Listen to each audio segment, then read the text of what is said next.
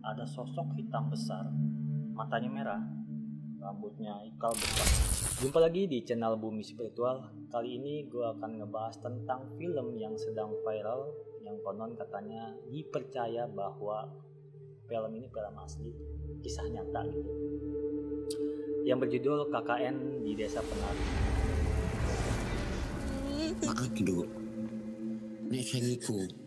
Film ini cukup lumayan panjang, tapi gue akan bahas singkat-singkatnya. Tapi sebelum kita ngebahas ke filmnya, sebaiknya kita ngopi dulu.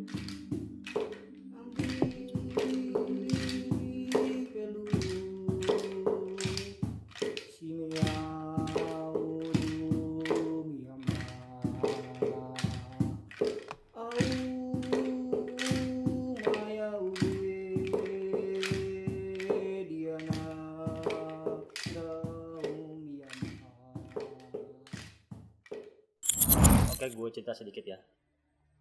Ada 6 mahasiswa yang terdiri dari namanya Ayu, Nur, Widya, Bima, Anton, Wahyu, dan kakaknya Ayu si Mas Ilham.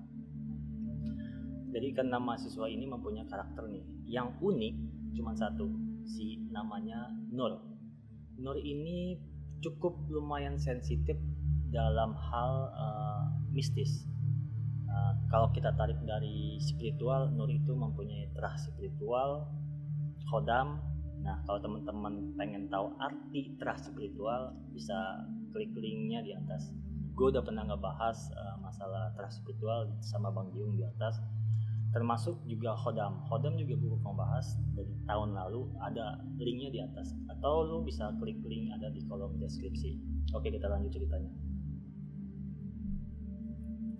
Singkat cerita, ke-6 mahasiswa sudah pergi nih dari kota mereka ke desa.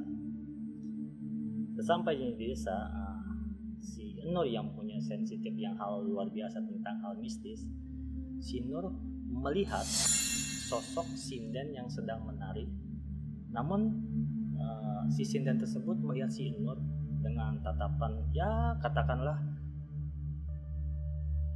lalu senyum. Oke. Ketika Nur melihat kembali si sosok sinden tersebut langsung hilang. Nah, dari situ Nur punya firasat nih, wah ada yang nggak beres nih, banyak yang nyambut. Kalau bahasa ekspor itu banyak yang nyambut, banyak jin-jin yang menyambut kedatangan mereka. Oke. Singkat cerita sudah sampai di desa, ke rumahnya temannya si Ilham. Mereka berenam sudah kumpul, lalu ditemuilah Pak Kades yang bernama Pak Prabu. Nah, si Ilham ini negosiasi nih ke kepala desa nih, Pak Prabu yang namanya ya. Negosiasi sempat ditolak juga sih sama Pak Prabu. Cuman karena Ilhamnya negosiasinya mungkin bagus ya kan. Akhirnya dengan lapang dada Pak Prabu mengizinkan. Singkat cerita, ke 6 mahasiswa ini diajak jalan keliling ke desa-desa. Sambil on the way ke desa tersebut ya, si Nur menemui sosok lagi. Si Nur melihat batu. Ini batu. Nah, di bawah itu ada sesajen kayak ada menyan, kembang 7 rupa. Nur melihat itu. Nah, di atas batu itu ada sosok hitam besar, matanya merah, rambutnya ikal besar gitu, ada tanduk 2 di atas. Sambil melihat Nur, wah sudah ada yang nyambut, kata si Nur. Terus sambil jalan-jalan keliling-keliling desa itu, Nur melihat lagi nih kayak kuburan, pohon beringin yang di bawahnya tetap ada sesajen. Singkat cerita, sesampailah yang namanya menuju ke tapak tilas. Oke, tapak tilas. Nah, tapak tilas itu kanan kirinya itu ada janur kuning tuh.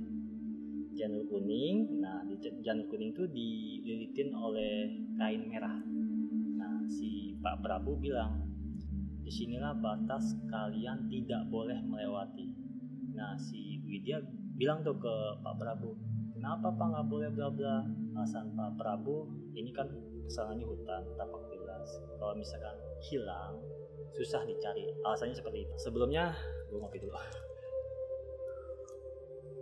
masih cukup panjang. Sebenarnya gue akan ngebahas ini sama Bang Jiung ya. Cuman hari ini sebenarnya hari syuting gue berdua sama Bang Jiung. Cuman keadaan gue lagi agak serak, mungkin mau dimaklumin suara gue agak serak. Jadi gue izin sama Bang Jiung di WA, Bang gue syuting sendiri aja dah dengan mood gue yang sekarang. Di sini kita ambil hikmahnya. Gue cukup sampai di sini dulu ceritanya. Mungkin kalau teman-teman mau lanjut gue cerita dengan Bang Jiung, tulis aja di kolom komentar.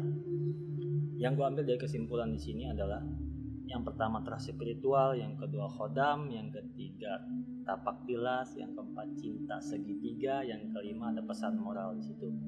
Kalian bisa nonton di review-review di channel lain, di YouTube sudah banyak. Kalian tinggal compare aja videonya. Yang untuk kali ini gue cukup di sini. Kalau pengen lanjut lagi tinggal komen aja, nanti gue akan lanjut berdua tentang ngebahas kelima itu dengan Bang Jiung. Komen di bawah. Sampai jumpa di video berikutnya.